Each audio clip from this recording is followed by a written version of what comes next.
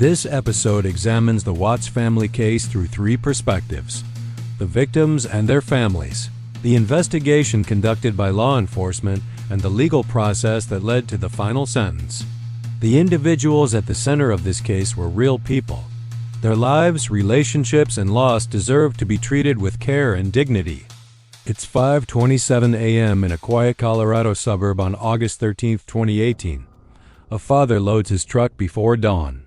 By morning, a mother, her unborn son, and two young daughters are missing. One man reported a family dispute, but evidence at an oil site told investigators more. What happened to the Watts family? On that day, in Frederick, Colorado, a town of 9,000 just outside Denver, 34-year-old Shanann Watts was reported missing hours after landing at Denver International Airport from a business trip. Her husband, Chris, 33, told police she'd left with their daughters after an argument. By 1:40 p.m., Weld County deputies were at their home on Saratoga Trail. We'll clearly distinguish confirmed facts from claims throughout. First, the victims. According to court records, defendant Chris Watts' wife Shanann, 34, was 15 weeks pregnant with a son named Nico when her death occurred August 13, 2018. Official autopsy reports confirm the manner of death for Shanann and her daughters Bella, 4, and Celeste Cease, 3. The court noted their remains were located at Chervy 19 oil site.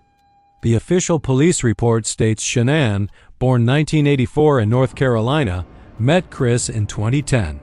They married 2012 and bought their Frederick home 2015. She promoted Layvel Wellness Products, landing from Scottsdale at 11:48 p.m. August 12, home by 1:48 a.m. The family states her parents Frank and Sandra raised her with strong values amid financial challenges. Shanann's final text referenced marriage struggles. Frankie Ruchek spoke at sentencing about the family's loss. They founded a foundation in her memory for those affected by relationship violence. Timeline.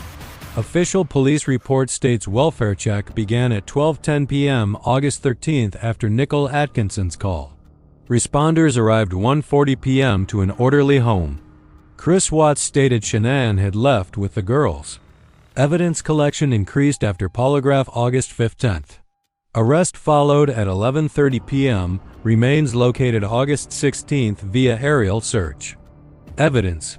Neighbor video showed Watts at 5:27 a.m. with car seat and bags. GPS placed him at Chervy 19 by 5:56 a.m. Court records note items collected from site. Autopsies confirmed findings, no substances detected.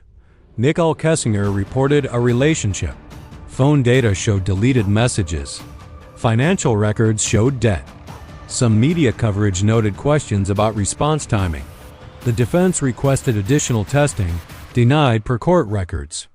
According to court records, defendant Chris Watts faced formal charges on August 21, 2018. In Weld County District Court, Colorado Case No. 2018-CR2003. He was charged with 9 felony counts under state law. 3 counts of first-degree murder after deliberation, CRS Section 183102(1) high. 2 counts of first-degree murder for victims under 12 in a position of trust, CRS Section 183102(1). 1 count of unlawful termination of pregnancy in the first degree, CRS Section 18 to 3.5 to 103. 3 counts of tampering with a deceased human body, CRS Section the 18th of August 706. The official arrest affidavit detailed events from August 13th at the Saratoga Trail residence and Chervy 19 site. Prosecutors presented neighbor video footage, work phone GPS data placing him at the oil site by 5:56 a.m., autopsy findings, and witness statements as key evidence. They argued the case showed planning based on the sequence of events and site preparation. The defense described an emotional incident, stating Watts acted after a reported confrontation involving the children. Court filings show they requested independent forensic testing on recovered items, which Judge Marcelu Kopkow denied, citing established chain of custody protocols. The defense also filed motions for evidence suppression, rejected in pretrial hearings. On November 6, 2018, before a full jury trial could begin, the court accepted Watts' guilty plea to all 9 counts under a plea agreement. This deal removed the death penalty from consideration at the request of Shanann Watts' family, who sought resolution over prolonged proceedings. Weld County District Attorney Michael Rourke confirmed the agreement ensured the maximum penalty under law. Judge Kopkow reviewed the factual basis during the plea hearing, noting overwhelming evidence including phone forensics, location data, and body recovery details as convincing for acceptance. On November 19, 2018, sentencing occurred in Division 5.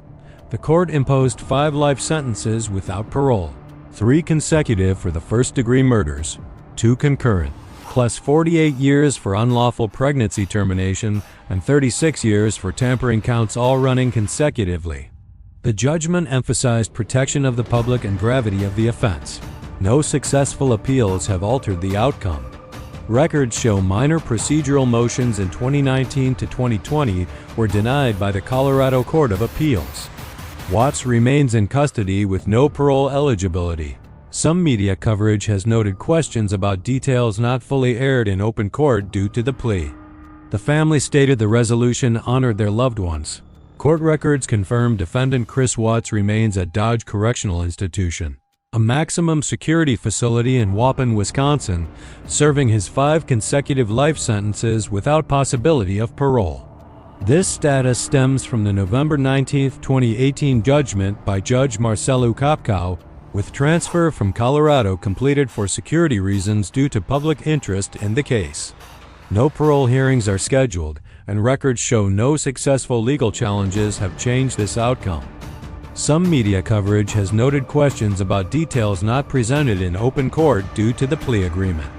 Public discussion continues on topics like the sequence of events at the home and any deleted digital communications.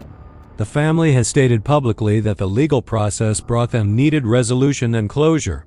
The defense team maintained their position on certain factual interpretations, though courts rejected further review.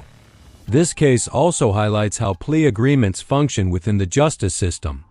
According to legal records, they resolved over 90% of felony cases in Colorado that year, balancing victim family preferences against prolonged trials while ensuring maximum penalties. Weld County DA Michael Rourke noted post-sentencing that the agreement aligned with the family's wishes to avoid a death penalty process. As we close this episode, we invite reflection on the legal process itself. Based on the evidence presented in court records and the law as applied, how do systems like pleas serve victims, communities, and accountability? What role should public access to case details play in high-profile matters? Do plea agreements adequately balance swift resolution with full transparency under the law? Thanks for joining us in this factual examination.